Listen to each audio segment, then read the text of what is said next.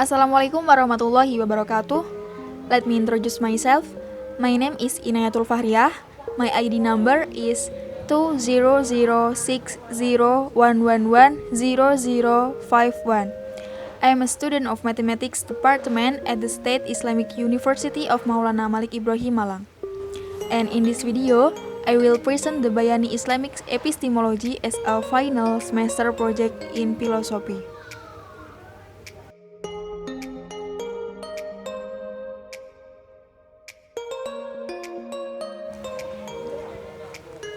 On this slide, I will explain about some of the topics that we will cover in this video. At the first, understanding the epistemology of Bayani Islam. The second, methods used in Bayani epistemology. The third, approach used in Bayani epistemology. At the last, I will explain the advantages and disadvantages of Bayani epistemology. What do you know about epistemology of Bayani Islam? Before we discuss the epistemology of the Bayani, we will get to know it first. What is the meaning of epistemology?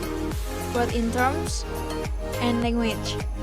Etymologically, epistemology comes from Greek, namely episteme, which means knowledge, and logos, which means theory, description, or commentary.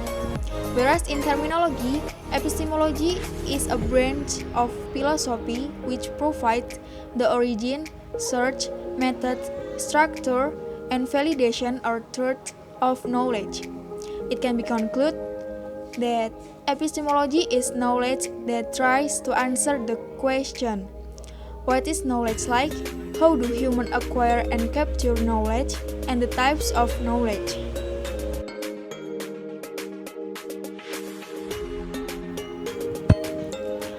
While the etymology of Bayani is explanation or stipulation, data, and description, and Bayani in terminology is a new science that can explain something or a science that can bring something out from fake conditions to clear conditions by using interpretive rules and conditions to produce a discourse.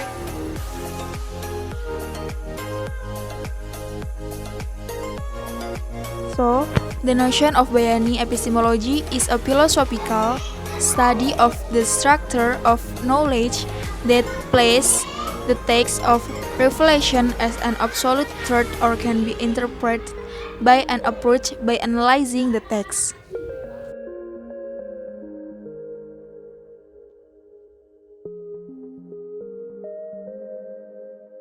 In his development, Imam Shafi'i himself divided the Bayani into 5 levels of Bayan. At the first, Bayan who does need further explanation, which is a text or passage that Allah has explained clearly and in detail in the Al-Quran as provision for His creators. For example, such as the debt chapter, which must be recorded. There are witnesses and the like so that no further explanation is needed.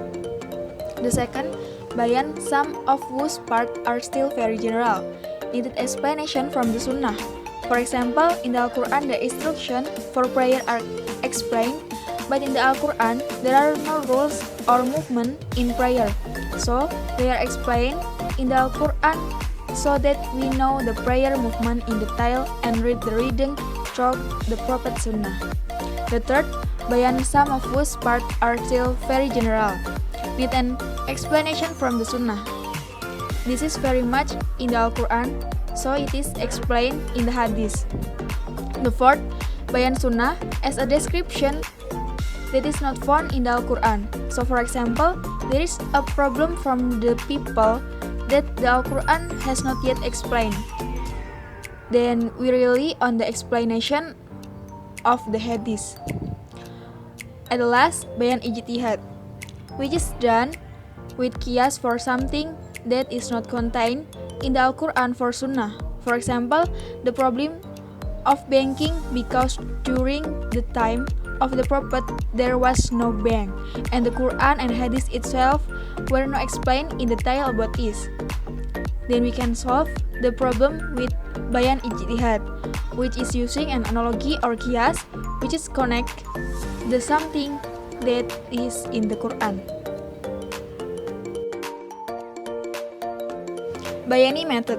Bayani is a typical Arabic method of talk which is based on authority of the text and nas, either directly or indirectly, which is justified by linguistic reason, which is extract through conclusion or istidlal. At the first, directly means understanding the text as finished knowledge and immediately applying it without the need for deep thought, so that it can be directly extracted from the text and the guidance or explanation is quite clear. The second, meanwhile, indirectly, the meaning of understanding a text as raw knowledge is also ambiguous, so it requires interpretation and reasoning. The third, the source of Bayani knowledge is Al-Quran and Hadith. For this reason, infant epistemology pays great attention to the transmission of text from generation to generation. How to get knowledge with the Bayani methodology? The get knowledge from the text using the infant epistemology method takes two ways, namely stick to text editorial or lafat, or using Arabic rules as an analysis tool to analyze. It usually use analyze tools or sorts, namely Nahwu Sorof. And using to the Qiyas method or analogy or analyze, namely giving a legal decision on a problem based on another problem that has legal certainty in the text because there is a common God. Ilah itself is a condition that is inherent in the text which is used as the basis for determining a legal basis. Things that must be met when doing Qiyas according to the epistemology of Bayani. At the first, the existence of Al-Asal, namely the holy text which gives law and is used as a measure, so it cannot be cited by a Bayani if we use pure reason. So the Bayani must have the text or the suggest text. The second, the existence of Al-Far, which is something that has no law in the Al-Quran. For example, we are not allowed to interpret something that has been described in detail in the Al-Quran. At the last, the existence of an ilah, which is a constant. At the last, the existence of an ilah, which is a certain condition used as the basis for determining the asal law, or it can be called a problem point that will be solved later. The Bayani approach. The Bayani approach has long been used by mutakalimun, fuqaha, and usuliyun. Bayani is an approach to understand or analyze the text in order to find or get the meaning contained in our desired lafal. In other words, this approach is used to extract the meaning of zahir from lafal ibarah, which is zahir as well. Istinbat the laws of al-nusus al-diniyah and the Al-Quran in particular.